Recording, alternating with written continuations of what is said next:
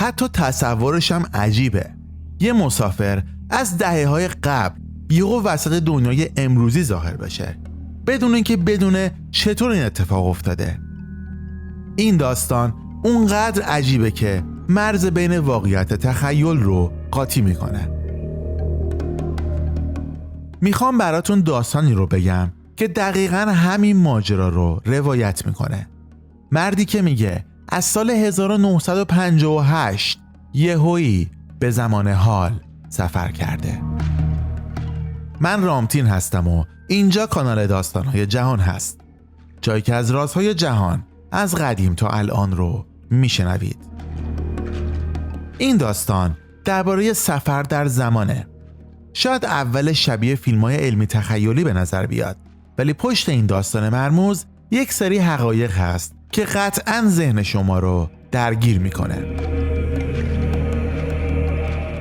ماجرا درباره شخصی به نام سرگئی پونومارینکو، یک مرد که نه تنها ادعا کرده از سال 1958 به آینده اومده، بلکه با خودش مدارکی هم آورده که میتونه این ادعا رو ثابت کنه. ولی واقعا این داستان واقعیه یا فقط یک افسانه است؟ اصلا سفر در زمان ممکنه یا فقط یک خیال پردازیه که ذهن ما رو به بازی میده؟ سال 2006 توی کیف، پایتخت اوکراین، پلیس با یک مورد عجیب روبرو میشه. یک مرد جوان با لباسهای قدیمی بدون هیچ ایده‌ای از اینکه کجاست و به چه زمانی تعلق داره توسط پلیس دستگیر میشه. این مرد که خودشو سرگئی پونومارینکو معرفی میکنه، مدرک شناسایی همراهش بوده که مال شوروی سابقه، کشوری که سالها پیش از بین رفته.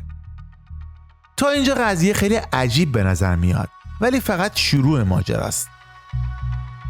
وقتی ازش پرسیدن که الان چه سالیه، خیلی با اطمینان گفت سال 1958. اینجا بود که پلیس ها حسابی شک کردن و گفتن این یارو انگار یه چیزش میشه، باید بفرستیمش بیمارستان. حالا چیزی که ماجرا رو از این هم عجیب تر میکنه، دوربینی بود که سرگئی همراه خودش داشت. یه دوربین قدیمی از برند یاشیکا فلکس که سالهاست دیگه تولید نمیشه. فیلم توی دوربین هم مال همون دوران بود، یعنی دهه 1950. ولی نکته عجیب این بود که فیلم هنوز سالم و دست نخورده بود.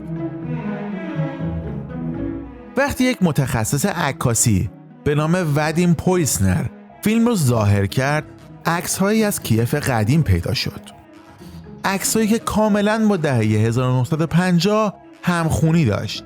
اما عجیب‌ترین عکس آخرین تصویر روی فیلم بود. یه عکسی از یه شیء ناشناس تو آسمون، مثل بشقاب پرنده. اینجا بود که پزشکی که مسئولیت بررسی سرگئی رو داشت تصمیم گرفت حرفاش رو جدی‌تر بگیره. سرگئی ادعا میکرد که وقتی داشته اون شیء ناشناس رو عکاسی میکرده، یهو ناپدید شده و وقتی دوباره به خودش اومده دیده که توی زمان حال قرار داره. ولی چطور همین چیزی ممکنه؟ یکی از توضیحاتی که دکتر کودریگوف، پزشک سرگئی، بهش فکر کرد تئوری نسبیت انیشتین بود. بر اساس این تئوری اگر یه جسم با سرعت خیلی نزدیک به نور حرکت کنه، زمان براش متفاوت میگذره.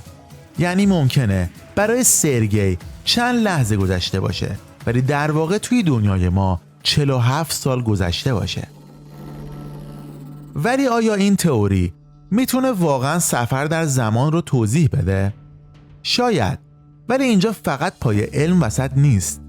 تئوری های ماورایی و حتی فضایی هم میتونن این پدیده رو توضیح بدن. یکی از تئوری های جنجالی که مطرح شده اینه که شاید سرگئی توسط یک بشقاب پرنده دزدیده شده باشه. بر اساس این نظریه موجودات فضایی با فناوری های پیشرفته‌شون میتونن زمان و فضا رو دستکاری کنن. پس شاید سرگئی ناخواسته به آینده پرتاب شده و حتی خودش هم نمیدونه چطور این اتفاق افتاده. این تنها نظریه موجود نیست. یه تئوری دیگه هم هست که به نوعی علمی تره و به موضوع کرمچاله ها مربوط میشه. بر اساس این تئوری کرمچاله ها میانبرهایی توی فضا زمان هستن که دو نقطه مختلف از زمان و مکان رو به هم وصل میکنن. شاید سرگئی به طور تصادفی توی یکی از این کرمچاله ها گیر افتاده و از سال 1958 به 2006 سفر کرده باشه. البته این تئوری ها هنوز اثبات علمی ندارن، ولی دانشمندان همچنان به دنبال راههایی هستند تا امکان سفر در زمان رو بررسی کنند. حتی بعضی از فیزیکدانهای معروف مثل کورت گودل معتقدند که به صورت تئوری سفر به گذشته ممکنه. اما عجیب ترین قسمت داستان اینه که سرگئی یه روز به طور کاملا ناگهانی ناپدید میشه، درست مثل روزی که به آینده پرتاب شده بود. این بار هم بدون هیچ اثری غیب میشه. دوربین ها و عکس ها باقی میمونن، ولی از خودش هیچ نشونه‌ای نمیمونه. پلیس و محقق ها هرگز نتونستن یک توضیح منطقی برای این ماجرا پیدا کنن. بعضیا میگن این داستان یک افسانه است یا شاید حتی یک شوخی تلویزیونی، ولی هنوز هیچ مدرکی برای رد یا تایید قطعی این ماجرا وجود نداره. حالا که این داستان رو شنیدین، شاید از خودتون بپرسین آیا واقعا سفر در زمان ممکنه؟ یا آیا ما میتونیم به گذشته برگردیم یا به آینده بریم؟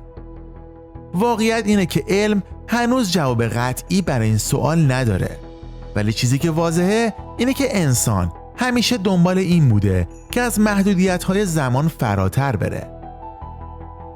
شاید این داستان فقط یک افسانه باشه، ولی نشون میده که ما همیشه به دنبال جواب دادن به سوالات بزرگتر هستیم. اگر از این داستان خوشتون اومده حتما لایک کنید و نظرتون رو توی قسمت کامنت ها برای ما بنویسید. ممنون که هر دو کانال داستان‌های جهان رو دنبال میکنید و یادتون نره ما رو سابسکرایب کنید تا هر روز داستان‌های عجیب‌تر و مرموزتری براتون بگیم.